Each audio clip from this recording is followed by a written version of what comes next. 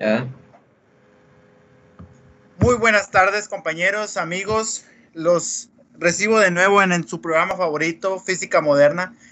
Hoy en esta tarde hablaremos sobre la física nuclear.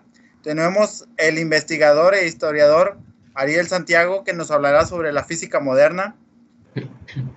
Alexis Vázquez, que nos hablará sobre las reacciones nucleares.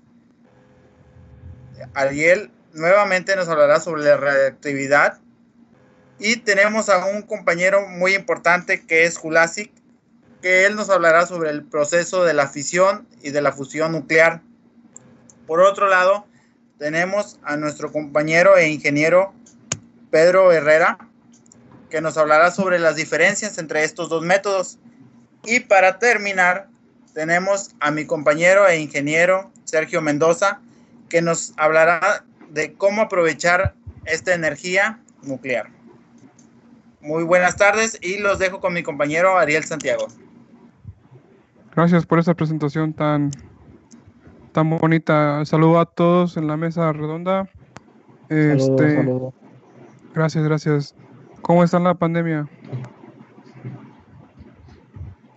Bien, procederemos a explicar la historia de la energía nuclear, pero para hablar de esto tengo que saber la historia, un poco de historia de lo que estoy hablando, ¿no?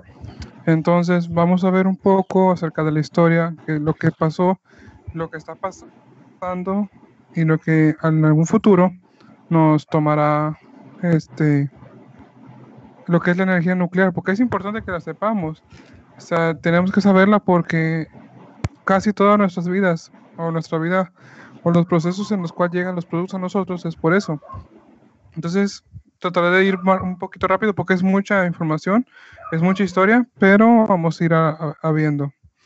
Empezamos desde tiempos remotos, desde los griegos. Sabemos que ellos son los que hacen la filosofía y todo eso. Entonces ellos siempre preguntaban un por qué o para qué. Bueno, en esto el filósofo griego Demócrito de Abdera fue el primero de la historia en dar definición del átomo. Y dice él que para él era la parte más pequeña constituyente de la materia. Esto fue en el siglo V, imaginen, siglo V. Dice que átomo proviene del griego y significa no divisible, aunque más tarde, como en la fisión nuclear que vamos a ver más adelante, se consigue separar y dividir el átomo.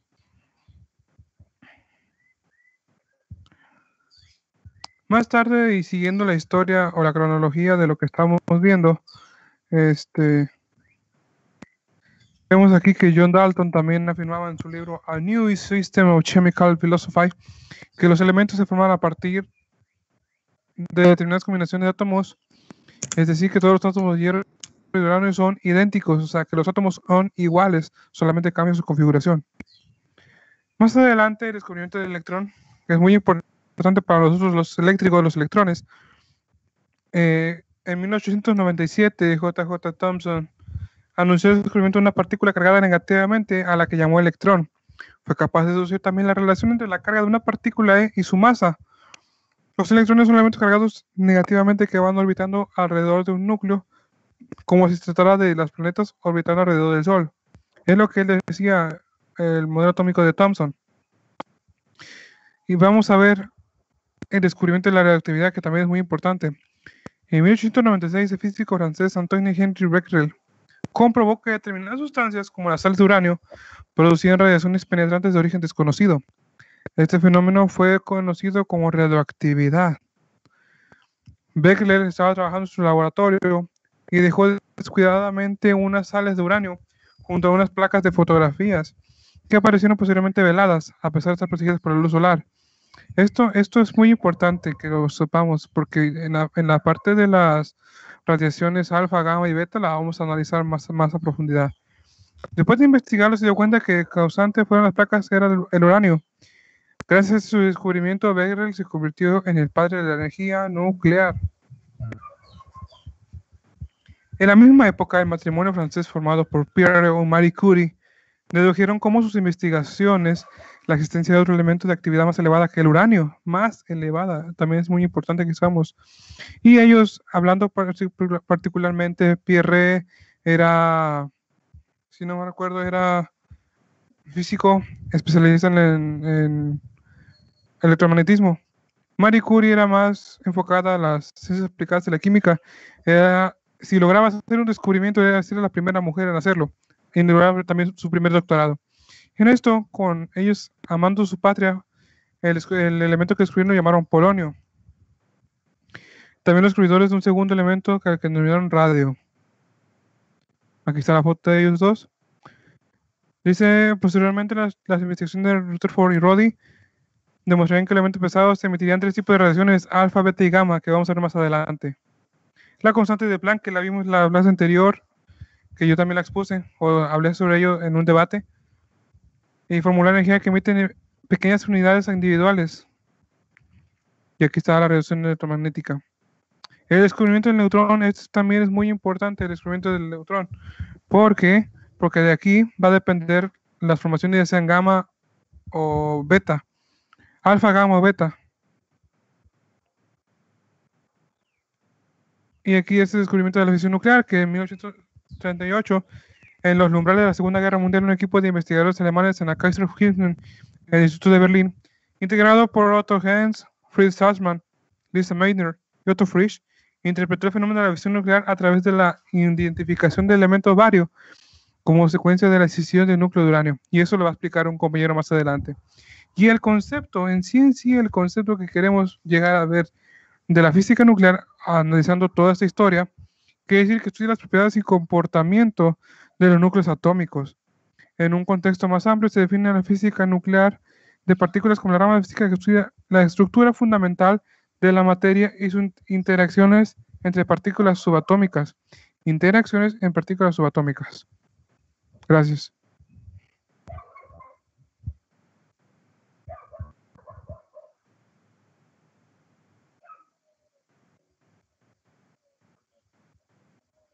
Dejo el lugar a ustedes quien corresponda.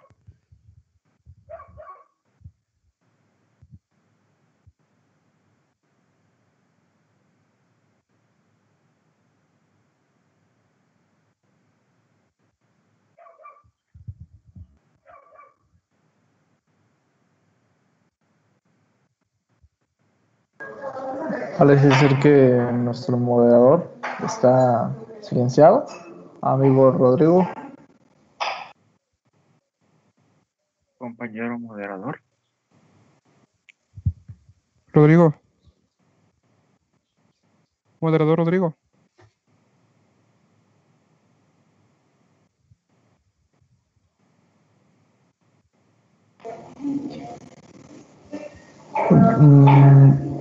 Parece ser que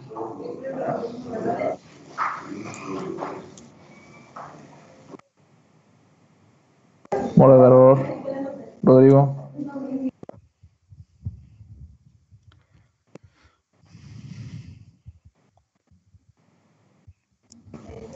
Bueno, parece que está un poco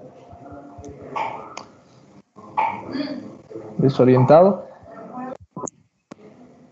El turno es si no mal recuerdo, es de nuestro compañero Alexis, que nos va a platicar un poco de las reacciones nucleares. Compañeros, ¿me escuchan? Sí. Adelante. Bueno, muy buenas tardes, compañeros. Disculpen la interrupción. Tuve un pequeño fallo de internet. Ya saben cómo es el proceso. Pero muy interesante tu plática sobre la historia nuclear.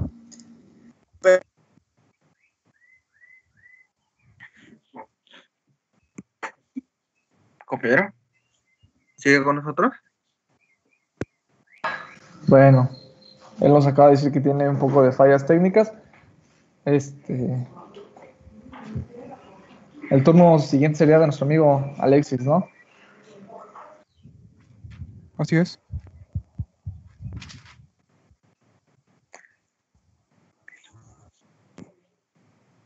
¿Quieres empezar, amigo? Compañero. Buenas tardes, mi nombre es Alexis Eduardo y vamos a hablar sobre las reacciones nucleares. Ok, les voy a dar la definición de una reacción nuclear. Una reacción nuclear es un proceso de combinación y transformación de las partículas y núcleos atómicos.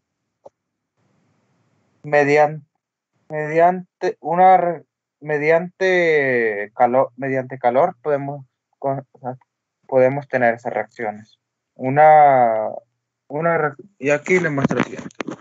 Existen otro tipo de reacciones que consisten en el bombardeo de un núcleo con otros núcleos de menor tamaño, incluso con partículas subatómicas. Muy bien, la primera reacción nuclear estudia la desintegración radiactiva y se compone y es con el radio 226, pero mi compañero lo dirá más adelante. Lo que nos importa aquí es las dos reacciones nucleares, que son reacción de fisión y reacción de fusión.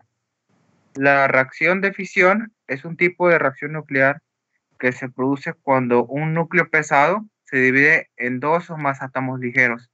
¿Qué es un núcleo pesado?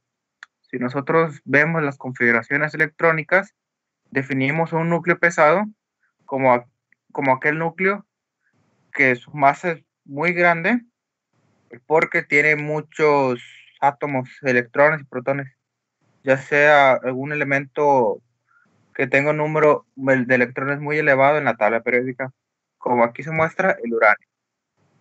¿Sí? La reacción nuclear de fisión trata lo siguiente, que los electrones tienden a separarse. Entre más electrones tenga, más tiende a separarse. Ok, esta es una pequeña ejemplo de reacción. Mi compañero la platicará más a detalle. Y ahora veremos la reacción nuclear de fusión. Este es un tipo de reacción nuclear en la que los núcleos ligeros, o sea, los que tienen muy pocos átomos, muy pocos electrones, se unen para crear un núcleo más pesado. Esto sería lo inverso a la reacción de fisión. Esta reacción se basa en combinar pequeños átomos, como aquí vemos, hidrógeno, combinamos hidrógeno y tenemos helio y nos suelta un electrón y nos suelta energía. Debo mencionarles que esto es muy difícil de hacer. Se ocupa demasiada energía para hacer esto. Y de manera artificial no se ha logrado completamente, aunque de manera natural en el espacio sí. Esto es lo que les puedo comentar de las reacciones nucleares y mis compañeros lo comentarán esto más a fondo. También que para llevar esta reacción nuclear para hacer la reacción nuclear de fusión necesitaríamos millones de grados Kelvin, o sea, muchísimo calor, cosa que nosotros no podemos generar de manera artificial. Esto es una breve introducción y sería todo de mi parte. Gracias. Muchas gracias, compañero Alexis Vázquez. Y ahora tenemos el turno de mi compañero Ariel Santiago, que nos hablará sobre la radioactividad, que es un tema muy interesante, ya que es un proceso que cubre la física nuclear. Compañero, ¿nos podrías hablar sobre este tema, por favor? Claro que sí, pero eso estamos aquí para ayudar a lo mejor, si lo saben, a lo mejor no, pero hoy vamos a quedar claro, ¿no? Bueno, vamos a ver qué es el punto 3, la radioactividad. Y la radioactividad se podría considerar que es un fenómeno que se produce de manera espontánea, aunque puede ser que no, en núcleos de átomos inestables, emitiendo mediante su desintegración en otro estable en gran cantidad de energía en forma de radiaciones ionizantes. Esto yo lo mencioné en la historia de la física nuclear, que esto fue un salto muy importante, primeramente con el descubrimiento del neutrón y después con lo que hizo Becquerel y el matrimonio de Pierre y Marie Curie. Eso es muy importante de ver aquí, que ellos fueron los pioneros en esta rama de la física. Dice que el ritmo de emisión y el tipo de energía de radiaciones emitidas son característicos de cada elemento radioactivo. Y hay tres, la mencioné ya, hay tres, que son alfa, beta y gamma. ¿Qué quiero decir con esto de alfa, beta y gamma? Bueno, vamos a verlo aquí. Las radiaciones ionizantes generadas en la desintegración radioactivas pueden ser de tres tipos, como ya mencioné. Alfa, que es un flujo de partículas positivas constituido por dos protones, y dos neutrones. Y lo podemos ver aquí en el ejemplo que estamos viendo en nuestras pantallas. Tenemos un elemento A con 5 neutrones, 5 protones. Y como dice aquí, este tratamiento de alfa va a quitar 2 protones y 2 neutrones del elemento A, dando como resultado en el elemento B 3 protones y 3 neutrones. Y la energía emanada es 2 protones y 2 neutrones, que si nos vamos a la tabla periódica, sería un helio. Un helio cargado positivamente. Entonces es un poquito más ordenado esta parte de aquí, que es A. El elemento A, el elemento B, tiene que tener la parte de la transformación de la radiación alfa, va acompañada de su elemento más el helio, que es el comportamiento que tenemos aquí, de esta parte de aquí y aquí. Ahora tenemos aquí el elemento con su número másico y su número atómico. Este es el elemento primero. Entonces, al momento de hacer la transformación de alfa, vamos a quedarnos con el número másico con -2. Y arriba, como ya tenemos aquí 2, es el número atómico con -4. Y pues su respectivo helio. Cabe decir que el helio, o sea, lo que hace la transformación alfa es que esta alfa se puede representar como este helio, pero así se quedó escrita para más comodidad. Además, si nos damos cuenta, si hacemos este tipo de radiación, esta partícula, perdón, es partícula alfa. La partícula alfa, si la hacemos del elemento que tengo, por ejemplo, tenemos el elemento oxígeno, si le hacemos esta partícula alfa, se va a correr 2 espacios en la tabla periódica, que nos daría carbono. ¿Correcto? Bien, esta es la partícula beta. Esta es la partícula alfa y la partícula beta. Dice aquí que es un flujo de electrones, producido por la desintegración de neutrones en los núcleos radioactivos. Se estarán preguntando, Ariel, ¿estás hablando de electrones dentro del núcleo? Sí, estoy hablando de electrones dentro del núcleo. ¿Y por qué?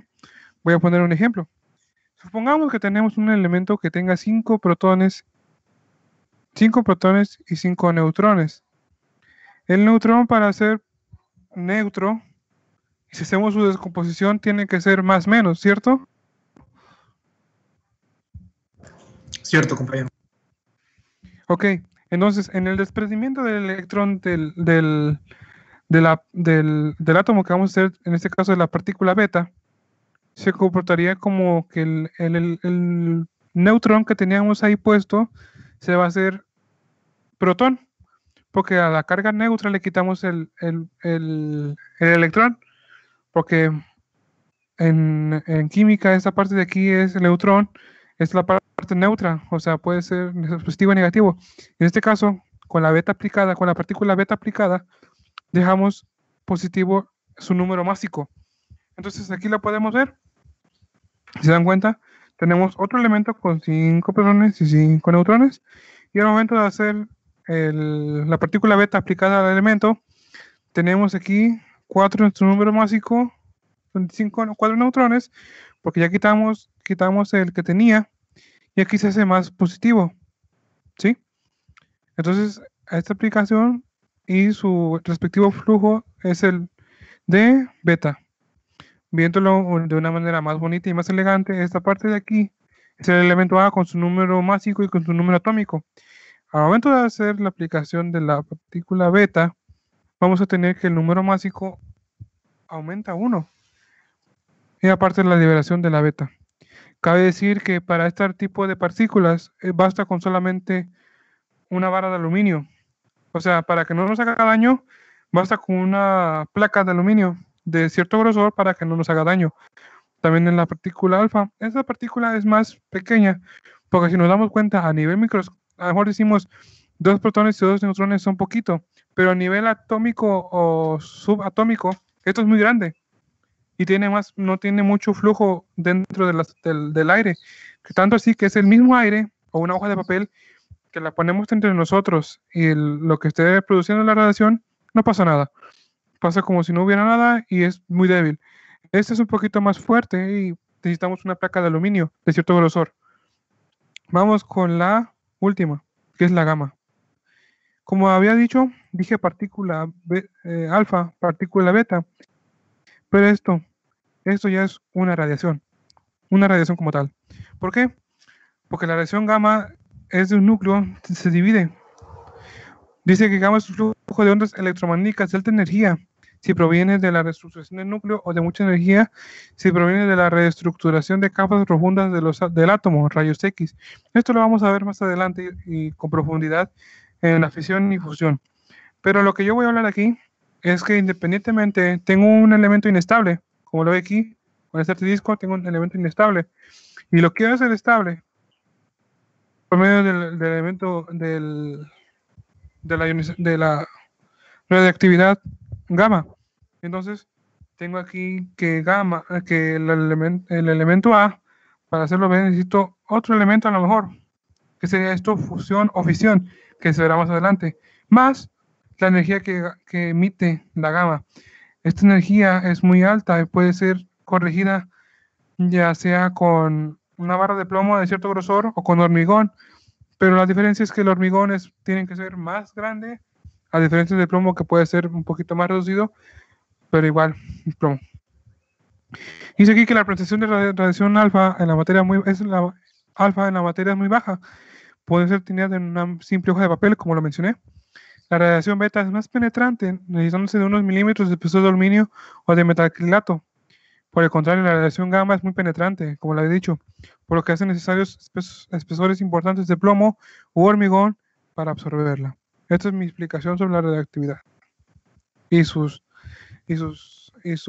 procesos de radiación. El alfa, el beta y el gamma. Muy interesantes. Muchas gracias, Ariel Santiago.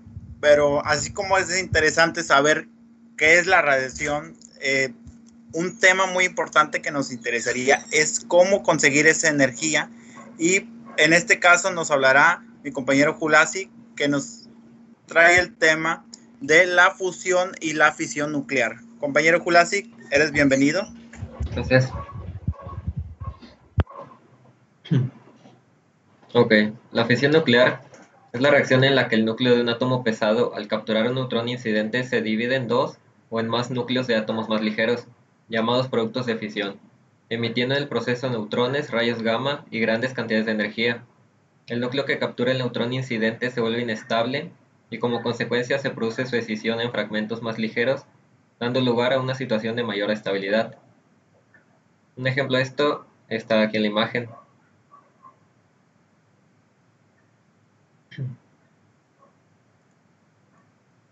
Ok, ahora en la fusión nuclear tenemos que es una reacción nuclear en la que dos núcleos de átomos ligeros, en general el hidrógeno y sus isótopos, se unen para formar otro núcleo más pesado, generalmente liberando partículas en el proceso.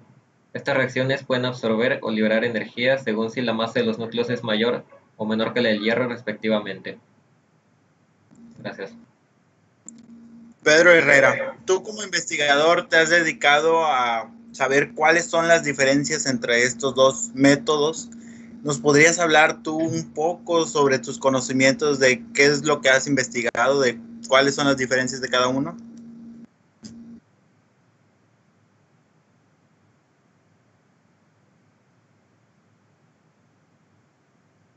Compañero.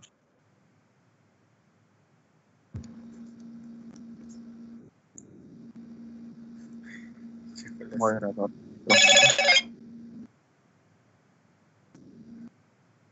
Compañero Pedro. Problema con la conexión.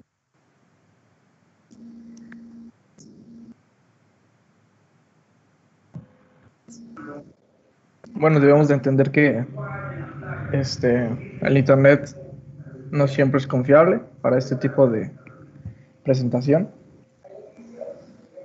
En un momento se arregla todo. Por favor. No, y aparte ha habido lluvias intensas, ¿se entiende también? Sí, claro, o sea, el clima no favorece en estos casos, ¿verdad?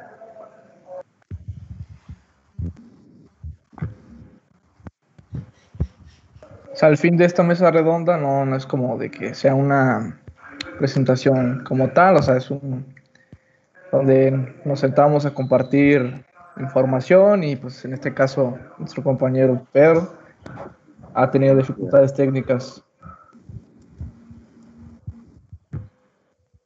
Así que no afecta mucho la comprensión. O retroalimentarnos de lo que investigamos, nos retroalimentamos entre Claro. nosotros. Claro, también se puede. También podemos.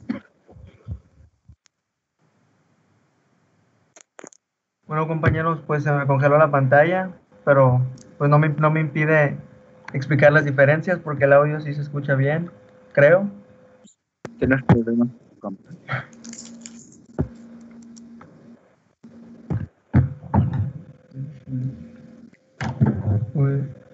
Una de las diferencias entre la fisión y la fusión nuclear es que la reacción nuclear es la que un núcleo pesado se divide en núcleos más pequeños, liberando neutrones y energía. A eso se le llama fisión nuclear, un proceso en el que dos o más átomos se combinan para crear un núcleo más pesado. Eso es la fusión nuclear. Las condiciones que apoyan la fisión nuclear incluyen la masa crítica de la sustancia y los neutrones. A la inversa, la fusión nuclear es posible solo en condiciones extremas, es decir, alta temperatura, presión y densidad.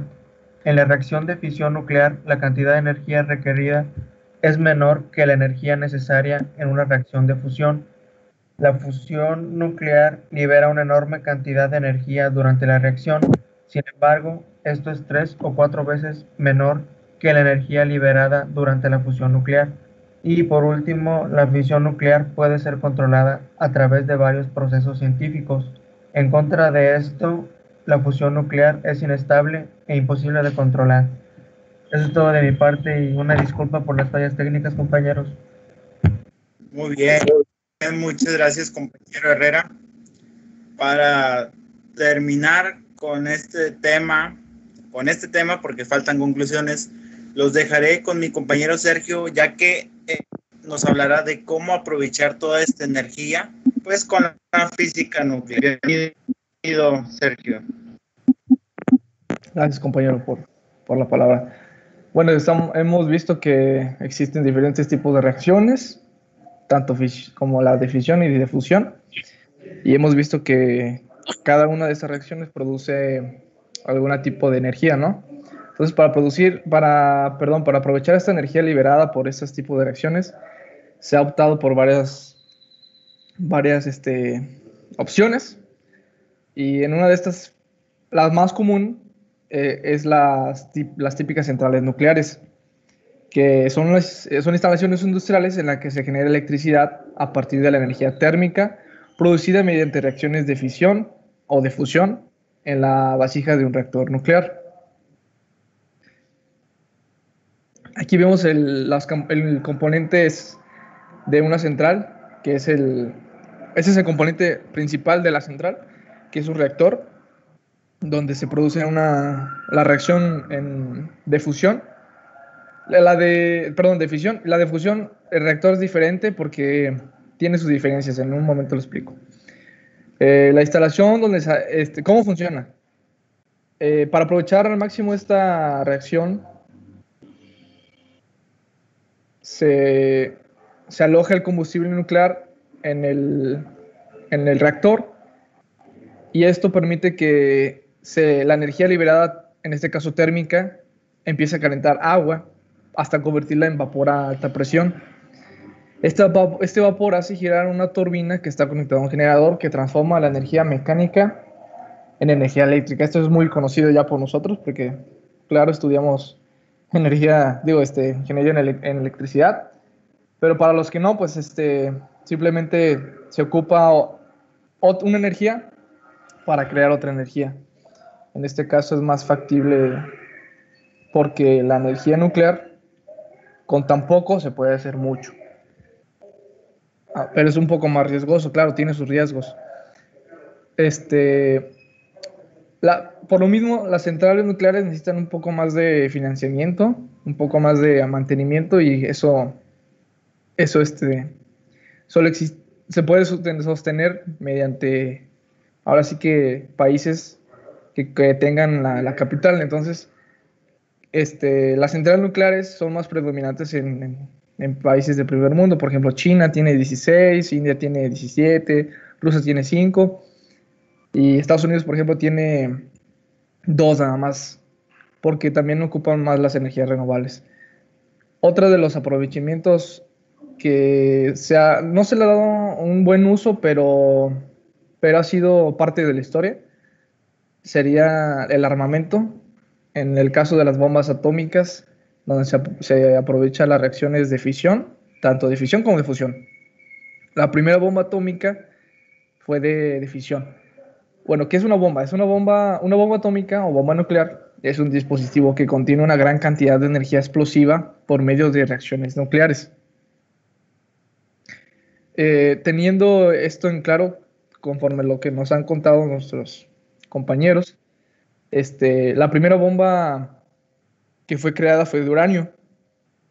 En este caso, a una masa de uranio se le añade una cantidad del mismo elemento químico para conseguir una masa crítica que se comienza a fisionar por sí misma y al mismo tiempo se le añaden otros elementos que potencian la creación de neutrones libres, acelerando la reacción en cadena, que se hace sostenida, provocando la destrucción de un área determinada por la onda de choque, ya sea mecánica, tanto como térmica, y dando paso a la radioactividad. Nos había explicado eso nuestro compañero Ariel. Bomba de plutonio fue la segunda bomba en crearse, y en este caso la masa fisionable se rodea de explosivos plásticos y da forma de una bola de plutonio. Va de una forma de... La masa de plutonio empieza como una forma de pelota de fútbol a una pelota de tenis, casi al instante, aumentando grandemente la densidad del material, que entra instantáneamente en una reacción en cadena de fisión nuclear descontrolada, provocando la explosión y la destrucción total dentro de un perímetro limitado. En este caso, la bomba de plutonio es un poco más letal, en este caso, porque aunque las dos son de fisión, son de una reacción fisión, la bomba de plutonio es un poco más letal, ya que tiene un poco más de nivel explosivo. La siguiente bomba, y la última, bueno, una de las últimas creadas, es la bomba de hidrógeno, que combina tanto la reacción de fisión y la reacción de fusión. La bomba de hidrógeno, también conocida como una bomba térmica, se basa en la obtención de la energía desprendida al fusionarse dos núcleos atómicos en lugar de la fisión de los mismos. La energía se desprende al fusionarse los dos núcleos de deuterio y de titrio, y da esto a una reacción en cadena que propaga los neutrones de alta energía desprendiéndolos de la reacción. Pero para eso primero se hace un proceso de reacción de fisión, para de ahí hacerse un proceso de reacción de fusión. Pero eso es casi instantáneo, entonces por eso se le atribuye más que predomine gana más fuerza la reacción de fusión en este tipo de bombas. Y por lo mismo, se genera un poco más de daño, pero pues lamentablemente ha sido una mala aplicación, tanto para la salud de todos y para todos, o sea, vaya. Es una muy mala aplicación, pero pues se le encontró una aplicación a este tipo de reacciones y lamentablemente es de la mala. Eso será todo de mi parte, compañero.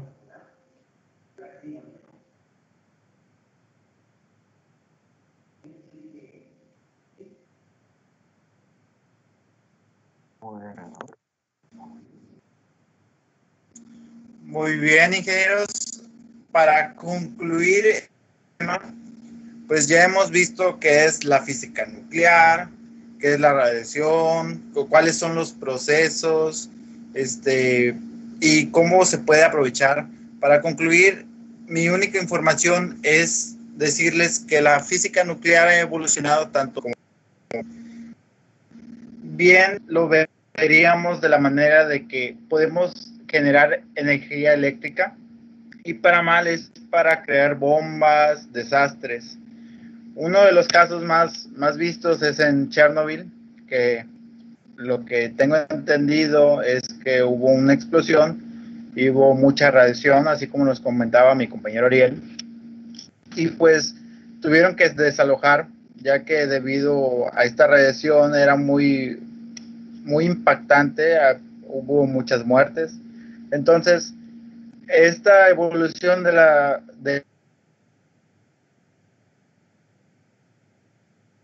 química ha evolucionado pues de manera grande, ya que puede ayudarnos a vivir como puede ayudarnos a morir. Así que esto ha sido hoy en compañeros. Gracias por visitar nuestro canal y nuestro programa de Física Moderna. Y recuerden visitarnos el día de mañana a la tarde, de 6 a 7 de la tarde. Muchas gracias, compañeros, y que tengan un buen día.